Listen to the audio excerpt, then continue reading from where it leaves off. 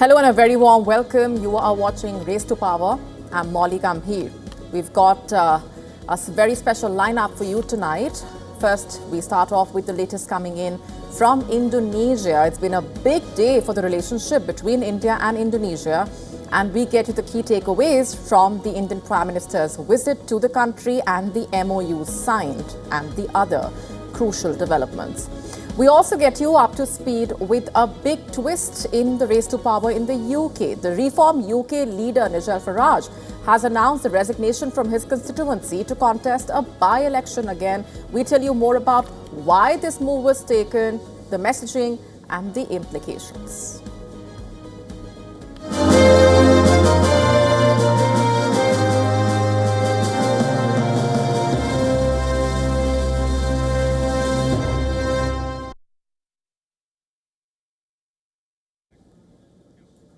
Prime Minister Modi on that crucial visit to Indonesia, his first stop in that three-nation tour.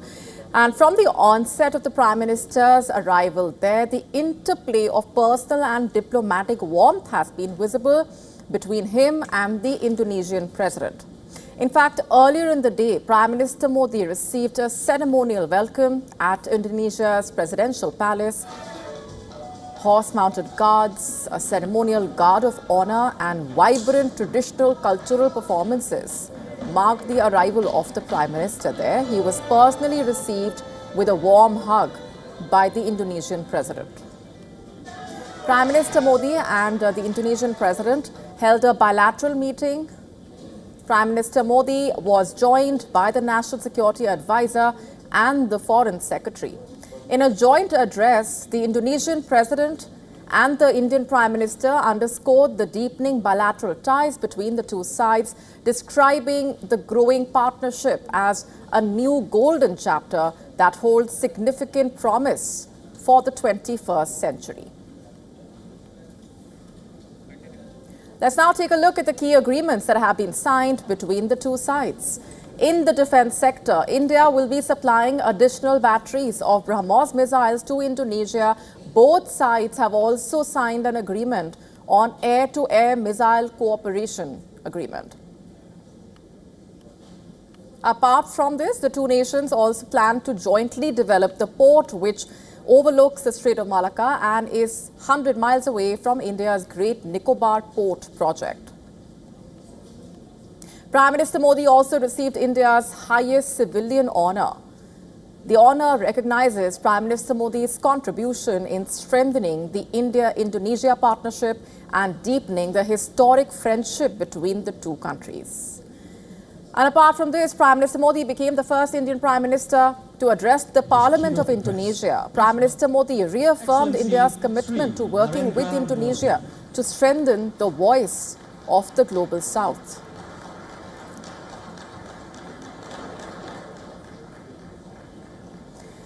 And he also called for a free, open, inclusive and rules-based Indo-Pacific.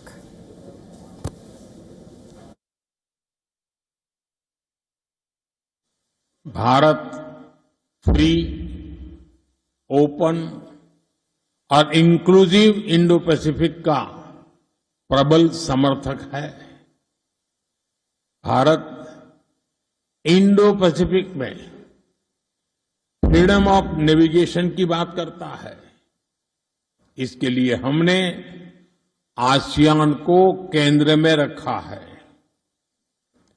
हमारी act east policy भी ASEAN centric है। Following this, the Indian Prime Minister addressed a gathering of the Indian diaspora in the Indonesian capital. Prime Minister Modi said, when India and Indonesia move together, they can achieve a lot more. The Indonesian president, in fact, was also present at the event. Honorable Prime Minister, Manini. All right, let's go straight across now to senior journalist Devyanti joining us from Jakarta, Indonesia, has been tracking those developments very closely for us.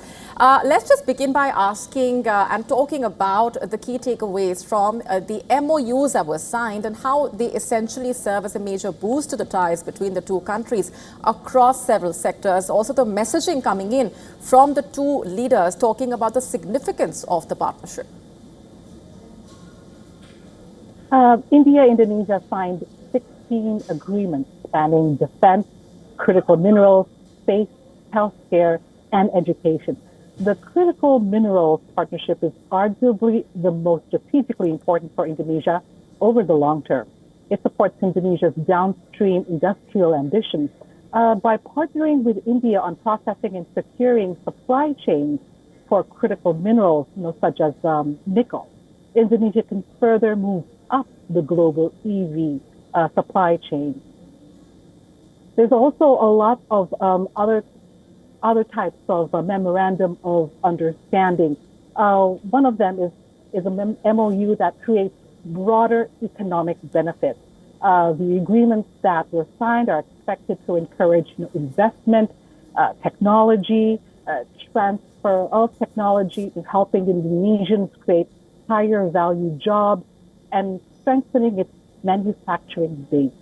Now, space and digital cooperation could also be big game changers. They can help Indonesia expand digital connectivity and support innovation, ranging from disaster management to agriculture. So together, all these 16 agreements, aim to higher value industries, generate skilled jobs, and make Indonesia more competitive. Molly? Right, Divyanti, let's also talk about what lies ahead now as far as that crucial visit of the Indian Prime Minister there is concerned. He is scheduled to fly to Indonesia's most famous heritage city tomorrow morning. Tell us more about that. Prime Minister Modi had just came into the Ritz-Carlton Hotel, where I am now, to rest. Tomorrow, he will be scheduled to fly to Yogyakarta. Prime Minister Modi will visit Prambanan Temple. That's the largest Hindu temple in Indonesia and a UNESCO World Heritage Site. Indonesia will also launch a joint restoration and conservation project with India's Archaeological Survey of India. That's something that is really what Indonesians are looking forward to, because we are very, very proud of our Prambanan Temple, and any kind of restoration project with India is something that a lot of people are looking forward to. And hopefully in the future, this will boost tourism of Indian tourists coming into Indonesia and visiting Prambanan Temple. Molly? All right, we're leaving it there for the moment. Thanks very much, Divyanti, for getting us up to speed with the latest.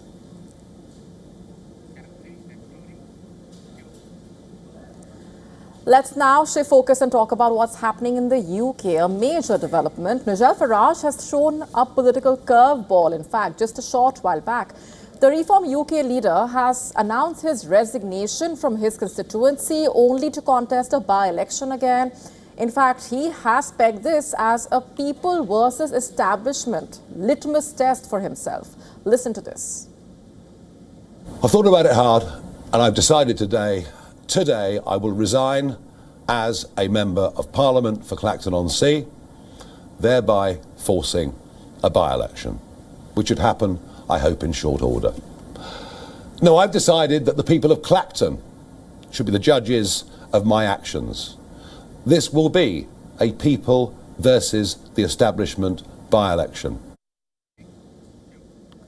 In fact, the move comes after a Sunday Times report claimed that the Reform UK leader did not declare support by his longtime associate and convicted criminal before becoming an MP. The report claiming that Farage received help from his close associate, who was previously convicted of wire fraud in 2017 in the US. According to the report, Cottrell provided Farage with security, drivers, and social media support, allegedly, in the year before he was elected to Parliament.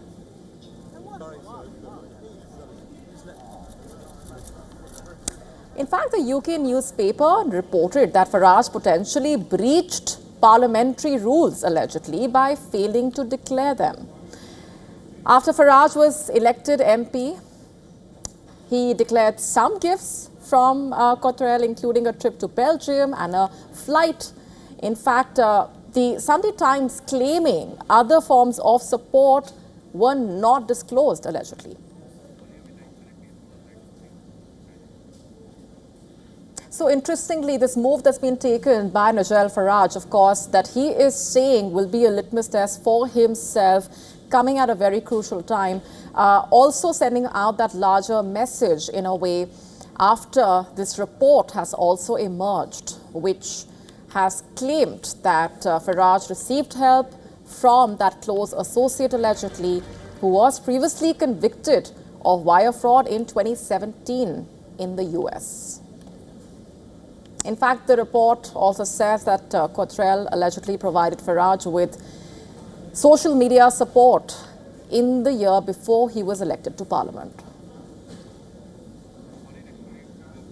These areas do their own press events, travel around.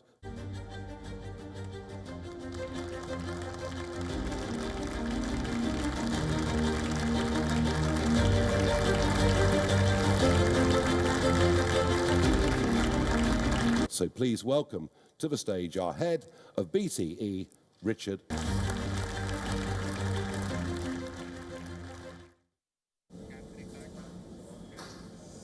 All right, moving on to France for now. The presidential race there has been thrown into fresh uncertainty.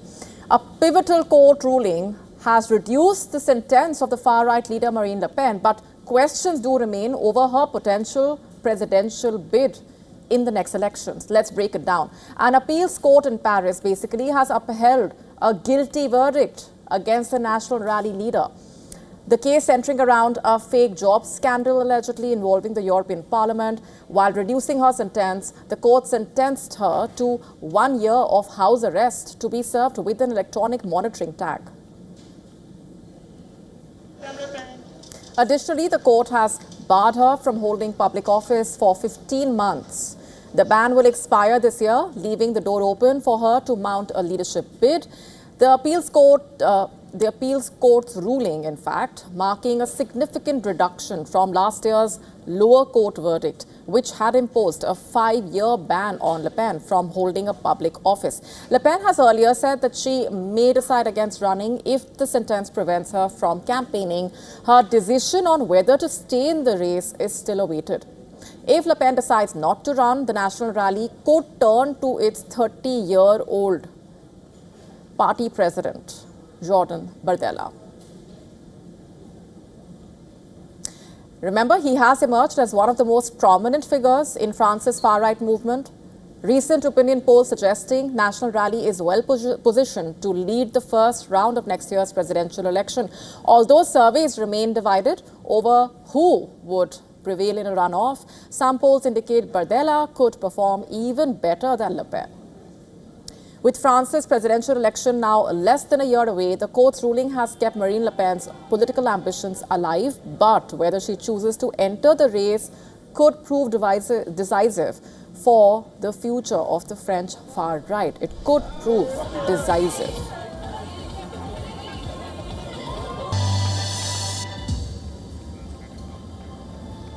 And for more on this, let's take a look at this report sent by Ross Cullen on the big developments.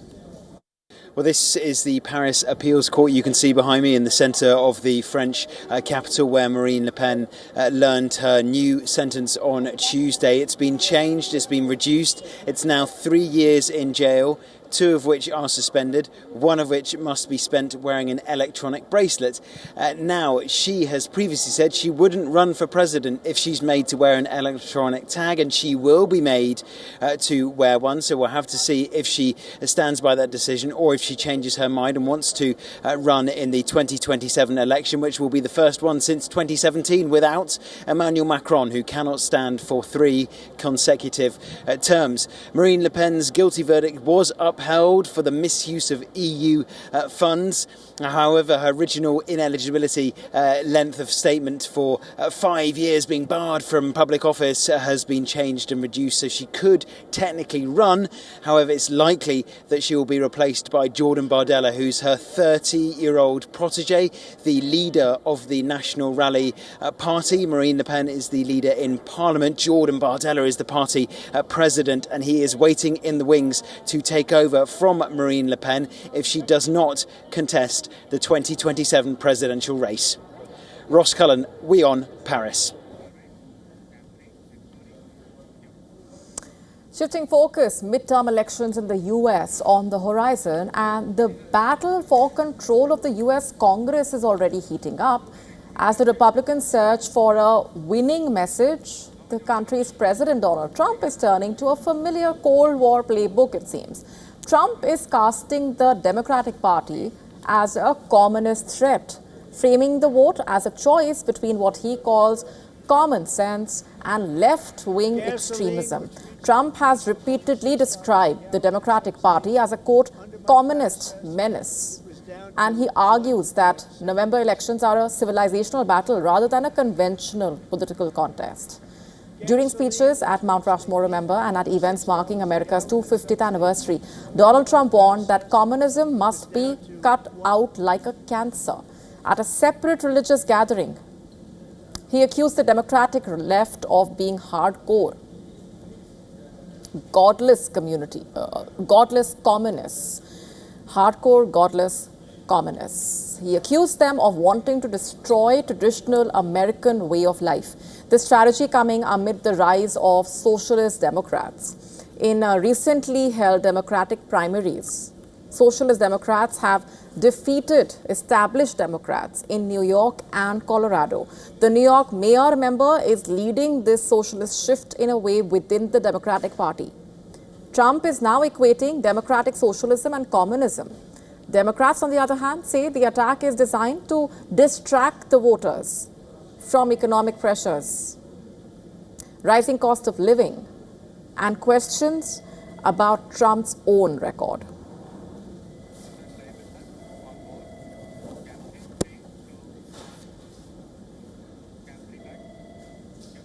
Let's go straight across now to Susan Teherani with us on the broadcast from New York and has been tracking those developments.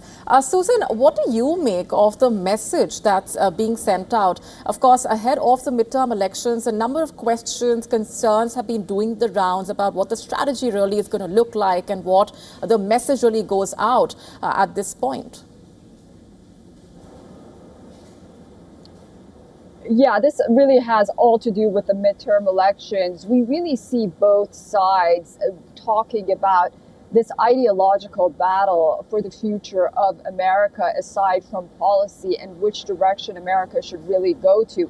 While the president is equating communism with these recent wins by socialist Democrats in some states here in the United States, many analysts believe that he should tread cautiously, considering the fact that we did see for years the Democrats really abiding by the same playbook, calling Republicans fascists, white supremacists, going back to the Hitler era, and issues like that. And we've seen time and again that when you label the other party with these jargons, the party that's doing it doesn't necessarily do very well. Actually, most Americans are turned off by these labelings of the past. But, equating it with communism for a lot of conservative voters is going to be very familiar. Remember the Red Scare? A lot of us remember our grandfathers, for example, talking about it constantly, at the family gatherings. And so that still resonates with perhaps older Americans, and notably those that are conservative. But it's hard to imagine that this kind of messaging would resonate with Gen X, for example, and younger Americans who've traditionally have been even voting conservative or Republican, but they're seeing that things haven't changed, things aren't working out for them, and they're ready for another experiment. That's not to say that that's going to happen, but I think the Democrats are finding themselves in a position where they're saying, okay, let's widen this tent and, try to offset those communism criticisms and try to give a populist message, one that even Donald Trump gave when he won the election. So it'll be interesting to watch, but absolutely, it's all about messaging right now, perhaps more than policy from both parties, which, to be fair, none of them can really run on a successful platform at this point.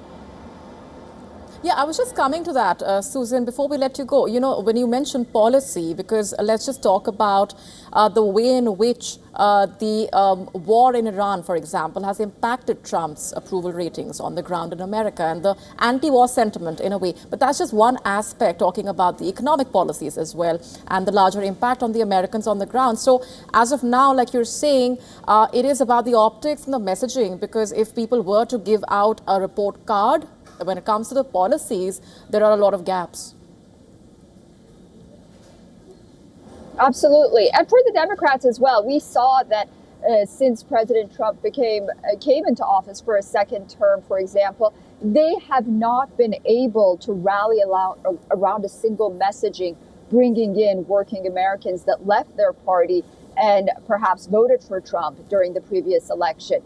And so they had a messaging problem. And all of a sudden, for example, someone like Zohran Mamdani comes in New York. He's fresh, he's young, he has new ideas. They may not resonate with everyone, but you have to take into consideration these are Americans that did everything right. They went to college, they got their student loans, they applied for jobs, then they're in debt. The economy isn't doing that well. And they're looking right now and wondering whether or not the path that America was going towards is the right path. And they're willing to give this sort of socialist Democrat, sort of these candidates, a fighting chance. So we'll see where it goes. I think, the wall of resistance is too much just because of the label of socialism and something that's really not very familiar or favorable for Americans. But nonetheless, you have candidates in the Democratic Party the Democrats who are doing well are actually progressive and socialist Democrats right now, which is very interesting. Again, I think that goes back to their populist messaging. All right, leaving it there. Thanks for now, Susan, for getting us those perspectives. All right. Meanwhile, France's president has become the first EU head of state to visit Syria under the new leadership post. But more than the statements and the agreement signed, it is Macron's special accessory, which has garnered a lot of attention day or night inside the palace or outside. The sunglasses are standing out.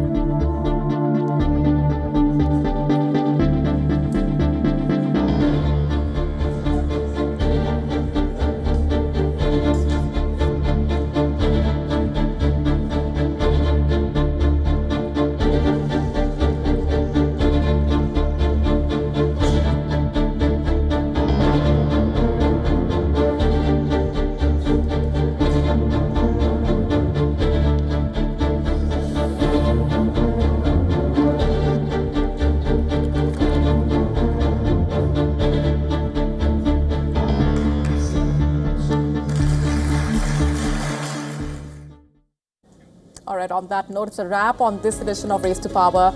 I'm Molly Gambhir. We're signing off, taking a very short break.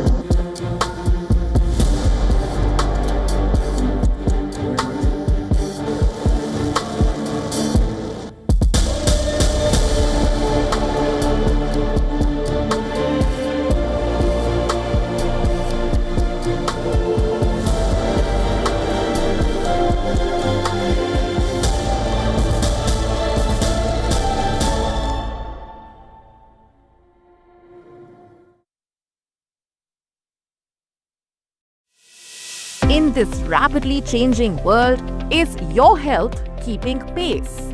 Best practices and breakthroughs busting the hype with real insights. The timeless power of yoga and ancient healing. Good food, good mood. Small steps, big impact. Your health matters.